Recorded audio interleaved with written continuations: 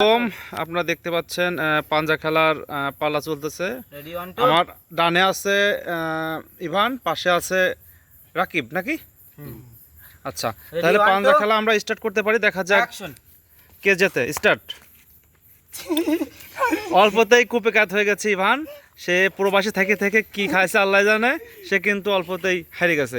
এই আগে না, এখন যাবে তাজিম এবং রিয়াদ। আপনারা দেখতে পাচ্ছেন পাঞ্জা খেলার কে হবে জিতবে।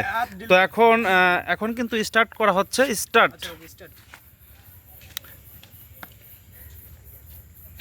তাজিম হেরে গেছে, দেখা যাচ্ছে তাজিম কুপেকাত। কে আসো? না ভাই, খেলা হয়েছে কিন্তু আবার আমরা রিপ্লে দেখতে পাচ্ছি ইভানের সুযোগ সুবিধা নিয়ে কথা হচ্ছে। আসলে সে সুযোগ খুঁজতেছে কোন পাশে তার সুবিধা, যেহেতু একবার সে হেরে গেছে। তো আবার দেখতে পাচ্ছি যেহেতু ভিডিওটা যেহেতু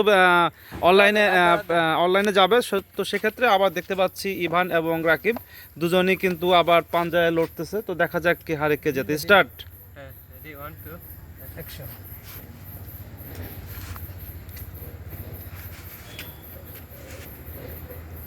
হাড্ডাহাড্ডি লড়াই চলতেছে, দেখা যাক এই মুহূর্তে কে যেতে। রাকিব চেষ্টা করে যাচ্ছে, আমরা বুঝে ধরে নিচ্ছি রাকিবই বিজয়ী হবে। তারপরেও এখনও মাটিতে সে ফেলতে পারেনি।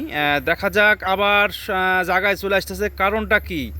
কার চিন্তা মাথায় নিয়ে ইভান এত বড় শক্তি দেখাচ্ছে? দেখা যাক কে যেতে। সে হারিয়েই গেছে শেষ পর্যন্ত।